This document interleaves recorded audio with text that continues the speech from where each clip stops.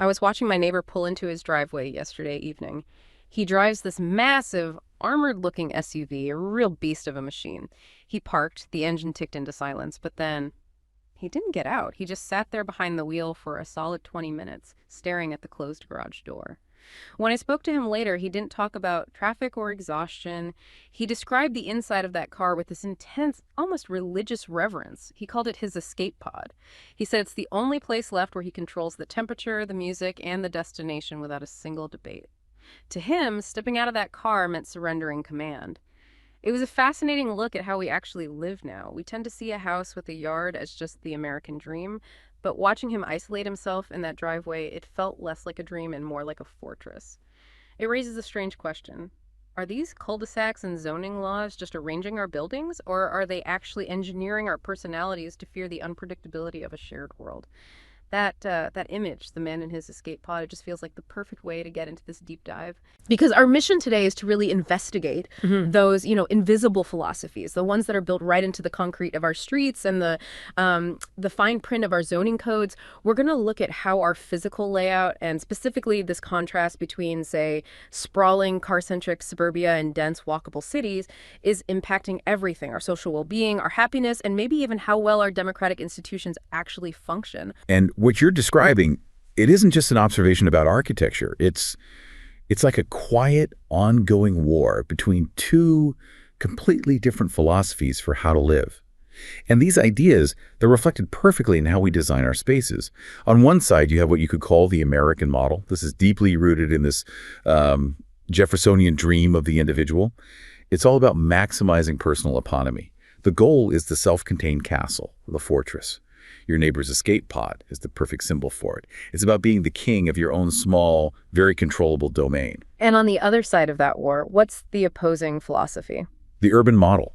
It does the complete opposite. It's designed to maximize connectivity, to maximize shared and, sometimes messy public experience. Its roots go back thousands of years to the ancient Greek agora, the public square.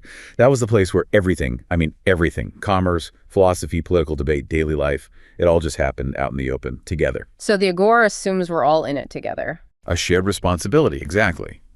While the American model assumes retreat and individual control are the ultimate goals. So this deep dive, it's not really about aesthetics, is it? It's not about whether you prefer a cul-de-sac or a city block.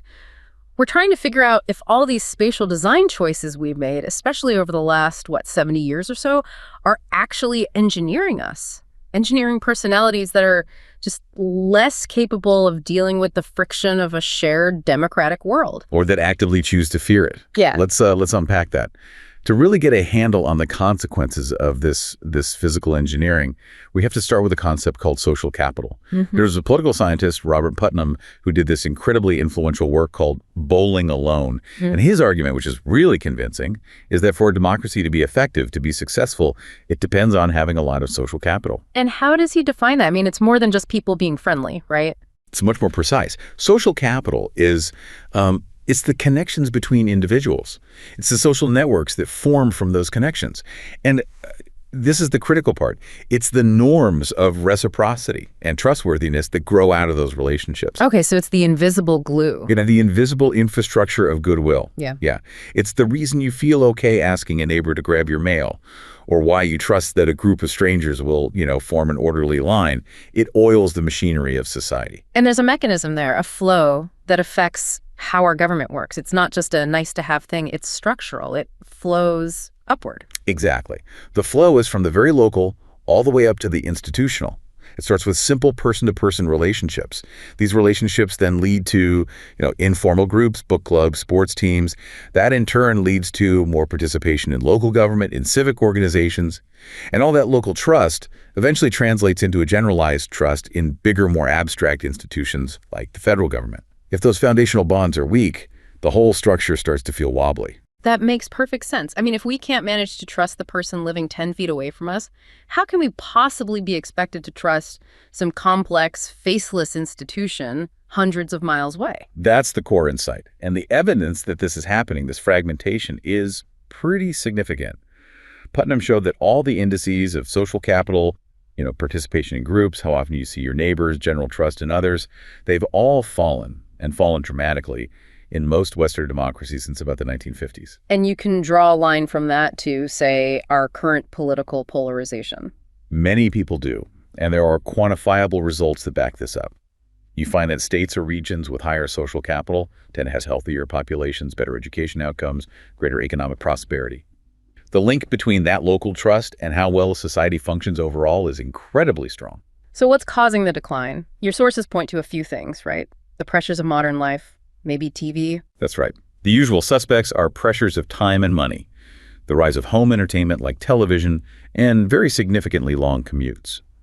But suburbanization itself, the deliberate act of physically separating where we live from where we work and where we shop, that's a huge structural driver of this decline. Because it forces us into cars. It forces us into our cars, draining time that could have been spent building those local ties or just existing in a shared public space with other people. Which brings us to the very real human cost of that design. We have to talk about Arthur.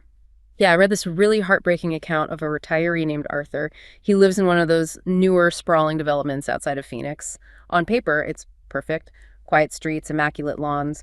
But Arthur lost his driver's license last year. His eyesight is failing. In a traditional town, that's a challenge, but it's manageable. But where he lives, in this kingdom of the automobile, it's like he's been put under house arrest. Let's just picture his reality for a second. Arthur wants to do something simple. Buy a newspaper. Get a coffee. Just see another human face that isn't on a screen. But the nearest convenience store is 2.5 miles away. And he can't walk it because the only path is a 6-lane. What urbanists call a strode. A strode. We hear that term, but what does it actually mean for someone like Arthur? A strode is this terrible hybrid. It's trying to be a high-speed road for getting between places and also a street with businesses and access points. And it fails at both. It's engineered for high speeds, wide turning lanes, big box stores set way back behind huge parking lots. It's designed for cars, not for people. Yeah. For Arthur, that strode is basically a wall. It turns his own home into an isolation cell. And his neighbors are just blurs, windshields flying past at 45 miles an hour. The houses are all set so far back from the street, they're designed for privacy, not for a casual conversation over the fence. Arthur's situation is a perfect, literal example of a sociological concept called anomie. It was defined by Emil Durkheim. It means a breakdown of social bonds, a sense of normlessness. But Arthur's anomie isn't just some psychological condition. It's spatially enforced. He's not antisocial. The environment itself physically prevents the kind of organic, casual connections that build a healthy community. So for the vulnerable, the elderly, people with disabilities, anyone who can't drive, this design is basically a prison. A legally constructed one, yes. So the implication is loneliness isn't always a personal failing. It can be a design choice. We are building loneliness into our cities. We are. And that is a massive finding for the health of our democracy. Because if social capital is generated locally in our neighborhoods, then urban design plays this huge foundational role in either creating it or destroying it. If those positive social interactions are what trickle up to create effective government, then the lack of interaction that's baked into our suburbs means we're undermining the whole system from the ground up. And this isn't some new idea. I mean, critics have been talking about the connection between city design and social health for decades. For a very long time. I mean, you look at Jane Jacobs's masterpiece, The Death and Life of Great American Cities. She spelled it out explicitly, how the physical form of a neighborhood directly impacts social life and quality of life. Or William White, who literally just sat in plazas with a camera and documented how tiny design choices, a movable chair, a low wall you can sit on, dramatically changed how people interacted. The core mechanism is it's indisputable. The built environment has a huge effect on whether or not people connect with each other. Okay, so we've established the cost of this isolation, but we need to look at the other side. What is the incredible, almost irresistible pull of that fortress model? I mean, millions of people choose it, and it goes right back to my neighbor in his SUV. It's about maximizing personal control. That quest for control is the ideological fault line here. The suburban model is an offer. It offers you maximum control over your immediate environment. You control the temperature, the music, what the lawn looks like, and most importantly, who gets to step on your property. It's designed to minimize unpredictable interactions with strangers. And people read that as minimizing stress and risk. But hold on, we can't just write that off as people being antisocial. They're making a rational choice, aren't they? They're often choosing this for very real benefits. A bigger house, maybe a better school district, guaranteed quiet. That's a great point, and it's true. They are making a trade. They're trading time, usually commute time, for space. And often, that space comes with better resources, like schools. So they see it as a win. They're maximizing their individual or family quality of life metrics. The problem is, they're often unknowingly sacrificing their civic quality of life in the process. So let's contrast that with the opposite model, the connectivity-focused city. Right. In that model, things like public squares, mixed-use buildings, mass transit, they're all designed to do the opposite. They maximize the chance of random sensory encounters. It's what one writer called an invitation to sensory overload in the best possible way. You're constantly sharing space, navigating crowds, hearing bits of conversations. The moment you walk out your door, you surrender control over your environment. And what does that do to you psychologically? What kind of adaptation does that constant contact require? It forces you to develop what you might call a sophisticated social mask. It's an essential urban skill. It's a way to maintain your inner privacy while you're constantly in public. You learn how to move through all that chaos without letting it overwhelm you. In the suburban fortress, though, where you can retreat instantly behind a fence or into a garage, you can almost afford to be, well, unfiltered. Or even socially inept. The pressure to develop a composed public self just isn't there in the same way. And this gets us to the central paradox, that this total pursuit of individual freedom can lead to this profound emptiness, this lack of civic purpose. Let's talk about Mark and Elena. This was another example I came across. A couple who moved into a gated community in Atlanta. They were seeking exactly that, autonomy. They got it. The 3-car garage, the 8-foot privacy fence. They achieved the dream of maximal private freedom. And there it is, the paradox. By maximizing that private sphere, they completely killed their public life. In their old, denser neighborhood, they had to deal with the friction of democracy. Hearing a neighbor's music, arguing about a new development, just bumping into people at the corner store. They moved specifically to get away from all that messiness. And the result? They got their total freedom, but they described this profound sense of irrelevance, a lack of purpose. They felt disconnected from the larger community. And this reflects this deep ideological struggle in our values. We're trading the vital, messy public square, the place where you actually practice being a citizen, for this sanitized private vacuum. When you get rid of all the friction, you get rid of the need to negotiate. And negotiation is the muscle of local democracy. And you get rid of the place where that negotiation happens, the humble sidewalk. Jane Jacobs was so clear about this. She called the daily life of a good sidewalk an intricate ballet. She said that since cities are full of strangers, the main challenge is making people feel safe among them. The sidewalk is the mechanism for that. Exactly. It serves 2 non-negotiable functions. The first one is safety. Her famous phrase was, "eyes upon the street."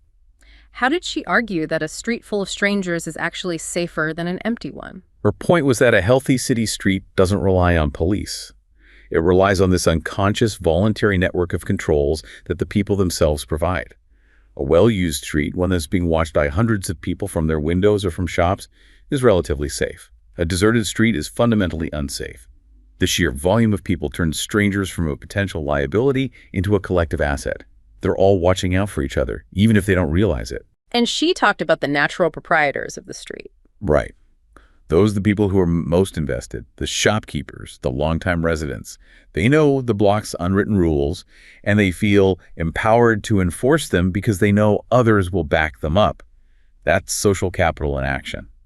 And if you don't have that, people retreat. They build the fortress. They retreat into their cars or behind their gates, exactly. And the second function of the sidewalk is contact. This is where the social capital is actually made. Yes. The sidewalk facilitates all these casual public interactions. A nod to a neighbor, a quick chat with a guy at the newsstand. The sum of all these tiny, seemingly trivial contacts is what she called a web of public respect and trust. But the genius of it is that it's all low stakes. It implies no private commitments. You can be public without having to get deeply personal with everyone you meet. And that is the absolute core difference with the suburban model. There, you're forced into a choice. You either have to share a lot of your private life with a very small number of neighbors, or you just have no contact at all. It's a very difficult choice. In the city, you actually have more privacy for your inner circle because you have so much public contact with acquaintances. That casual, low-commitment, high-volume interaction is the training ground for generalized trust. It's how you learn to trust people who aren't like you. In the suburbs, you often lack the everyday infrastructure to build that kind of trust across social divides. So if the desire for privacy is the philosophy, zoning laws are how we wrote it into stone. We have to talk about how we institutionalize this atomization. Zoning laws are anything but neutral. They are powerful legal texts that literally enforce separation. By saying shops must be over here and houses must be over there, the law guarantees you'll need a car to live. It guarantees separation. And we have to acknowledge the ugly history that's baked into that system. Absolutely. I mean, yes, some of it was about protecting people from, a factory being built next to their house, but it very quickly became a tool for exclusion. In the early 20th century, it was used to create segregated enclaves, both by race and by class. Requiring huge lot sizes or banning multifamily homes, these were tools to make sure only wealthy people who pay more in taxes than they use in services could afford to live there. And the system can become so rigid that it actively works against community. It's where the law starts to betray common sense.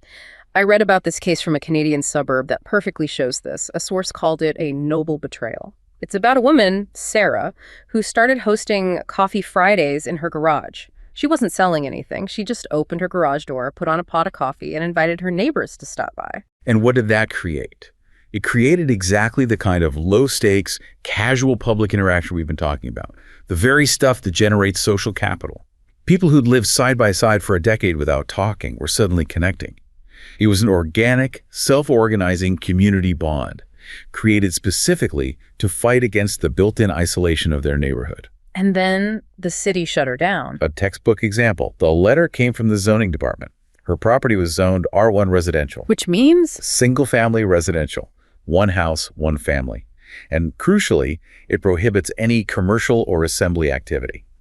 So a law that was designed to protect her property value from a smelly factory had become so rigid, so ideological, that it saw a group of neighbors having coffee, the very definition of community, as a threat. The system that was meant to protect the neighborhood destroyed its only source of real social life. The law is literally stopping us from being neighbors. So this raises a huge question. If social capital is so important, can our legal system, which is all about individual property rights, even recognize its value? That is the core legal problem. We really don't have an effective way in our land use law to account for the social value of a piece of land. The law is almost entirely about individual private property rights. We recognize hard law, but we struggle to give any legal weight to soft law, the informal relationships, and social fabric. You mentioned that some environmental regulations, like NEPA in the US, try to define the human environment. Can't we use that? People have tried. NEPA does define the human environment broadly, to include the relationship of people to their environment. But the courts have consistently drawn this very sharp line around what they call purely social effects. So things like changing the character of a neighborhood, or even just the fear of a new social class moving in. Those are often considered not enough to trigger a full environmental impact study unless there's a direct, primary physical impact on the natural environment. So we can measure the impact of pollution on a river, but we can't legally measure the impact of destroying a community garden on the people who use it. That's the struggle. And you see it perfectly in the legal battles over the New York City community gardens. These gardens were on abandoned lots for decades. They were creating crucial social resources networks, trust, connections between different ethnic and income groups. And when the city wanted to sell the lots to developers, how did they legally justify paving over that social asset? They called the land vacant. That one word was key. By defining it as legally and physically empty, the city could argue that the physical loss was minimal, de minimis, and therefore they didn't need to do a broad impact assessment on destroying the social resources. The court mostly just sidestepped the arguments about social networks and community resilience. The implication is staggering. If that lot had a rare species of bird on it, it would have been protected. But because it contained social capital, which is essential to community health, it was legally disposable. Which brings up the constitutional problem. Yeah. Who pays for the public good? Exactly. This goes right to the Supreme Court cases like Nolan and Dolan. These cases set very clear limits on when a city can make a private property owner pay for a public good. Basically, if a government wants to take a piece of private property to use as, say, a public greenway or a bike path, it has to compensate the owner. The cost has to be borne by the city, by the public at large. Can you break that down a little? It sounds really technical. It boils down to a couple of legal tests. There has to be an essential nexus between what the city is demanding and the harm the new development would cause. And the burden on the owner has to be roughly proportional to that impact. The big takeaway is that the public can't just force an individual developer to provide a general public good, like a park, just because it would be nice for the neighborhood.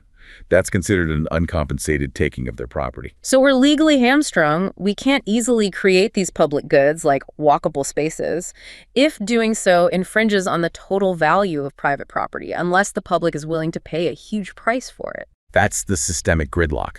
And it's why policies like smart growth and new urbanism face such a tough battle. These are movements that are trying to stop sprawl, promote mixed-use development, and foster social diversity. New urbanism is all about connectivity and public space and bringing different kinds of people into daily contact. But local governments fight them. Why? Because they don't want to give up their local control. They use exclusionary tools, what's called fiscal zoning, to keep out lower-income residents and protect their tax base. They'd rather maintain local control over their homogeneous enclaves than coordinate for the good of the entire region. So when you connect all of this, the design, the law, the philosophy, you can actually see a measurable impact on our well-being. This isn't just theory. No, the data is very real. And the connection between social capital and health is probably the most serious finding of all. The numbers are pretty stark. This isn't just about feeling lonely, it's about physical survival. It really is. Social ties are a key part of social capital. And people who are more socially engaged, who have active networks, and are involved in their communities, they tend to live longer and be healthier, both physically and mentally. Study after study has shown that socially disconnected people are 2 to 5 times more likely to die from all causes compared to similar people who have strong social ties. The health cost of isolation is enormous. And this is where the cost of our built environment really hits home. I'm talking about the financial calculation of happiness. We tell ourselves that a long commute is worth it for the bigger house. But the data shows that's a bad bargain, with a clear happiness penalty. It's a penalty people often don't even realize they're paying. Research that correlates life satisfaction with the built environment finds that longer commute times consistently drag down happiness. The one finding that always gets people is the compensation required. A person with a 1-hour commute each way, so 2 hours a day in their car, has to earn on average 40% more money to report being as satisfied with their life as someone who can walk to work. 40%. That's a huge premium you have to earn just to emotionally break even on the stress and isolation of that commute. How do they even measure life satisfaction? They use standardized surveys. Researchers ask people to rate their happiness, their stress levels, their overall satisfaction with life on a scale, usually 1 to 10. Then they correlate those subjective scores with objective data income, house size, and commute time. That's how they can calculate these trade-offs. And the data is clear. The longer the commute, the lower the self-reported happiness. That time in the car imposes a real, measurable cost on your well-being. So that time in the escape pod isn't free. It creates an emotional debt that takes a lot of money to pay off. Exactly. And you can even break it down by how you commute. Other research confirmed that the specific mode of travel affects life satisfaction. When they looked at individual modes, bikers reported the highest average life satisfaction, a 9 out of 10. Drivers had the lowest, at about 7.3. That makes intuitive sense. Biking is active, driving is stressful, but there was a weird wrinkle in the data, wasn't there? There was. When they grouped people together, walkers and bikers in one group, and then drivers, bus riders, and van poolers in another, the second group actually reported a slightly higher average satisfaction. It challenges the simple idea that cars are always bad. But the likely reason is the social element. People on a bus or in a van pool, even if the commute is long, they aren't isolated. They're in a shared experience, which seems to mitigate some of the psychological penalty that the solo driver pays. Right, so even stressful connection is better than total isolation. But the peak satisfaction still comes from active local travel. Which brings it all back to neighborhood design. And this is where the Galway walkability study is so useful. Why study Galway in Ireland? Because it lets you isolate the variable. American cities are so shaped by our unique history of race, white flight, and fragmented government. Galway doesn't have those same distortions. It allows researchers to look more purely at the effect of physical form. They compare traditional, walkable, mixed-use neighborhoods with modern, car-dependent suburbs in the same region. And the findings on social capital? They were completely clear and consistent. Residents in the walkable neighborhoods reported statistically higher levels of social capital on every single measure. They were much more likely to know their neighbors. That's the basic building block. And did that translate to broader civic life? It did. They were more likely to be politically active, measured by whether they'd contacted an elected official. They reported higher levels of trust in others, including strangers. And they were just more socially engaged in general. The study even came up with a metric. For every 1 unit increase in a neighborhood's walkability score, the odds that a resident knows their neighbors went up by 1.28. You see similar positive effects on trust and participation. That's a direct causal link between how a place is built and how strong its social fabric is. So we know the problem. The question is, what are the antidotes? How do we reverse this? What are the main strategies? First, we have to change what we build. We need to prioritize mixed-use infrastructure that combines density with privacy, encourages mass transit, and just generally fosters more person-to-person interaction. It's about changing the incentives. People in dispersed cities invest so much in their private comfort that they can feel insulated from the world's problems. They feel like they've bought their way out of being a citizen. People in walkable areas, on the other hand, are constantly reminded of their shared fate, and they are far more likely to get involved in social and political groups. So connectivity breeds responsibility. And second, we have to defend and expand our shared resources. Things like parks, pocket gardens, bike lanes, they aren't just nice amenities. Studies show that being in nature makes people happier, healthier, and friendlier. And that friendliness translates directly into stronger community connection. These are vital social assets. You know, when you put it all together, this whole discussion about architecture and space, it's really about agency. It's about civic health. The choices we make about our infrastructure, the cul-de-sac, the private house, the car, the sidewalk, they are not neutral choices. They are choices that are actively designing one of two outcomes. An individualized kingdom for us to retreat into, or a shared world we have to navigate together. And that choice has very real consequences for our happiness, our health, and our ability to have a functioning democracy. I think if you synthesize everything we've talked about, the biggest realization is that the most protected form of private property we have, our urban land, may actually contain a vital common resource, social capital. A resource that is essential for our communities to be stable and sustainable, and yet our current legal and planning systems just fail to account for this common good. We have to start seeing that the value of land isn't just its price tag. Its value is enhanced by and is an enhancer of these critical social assets. That common good, that trust, that reciprocity is written into the layout of our world, just waiting for us to either build on it or pave it over.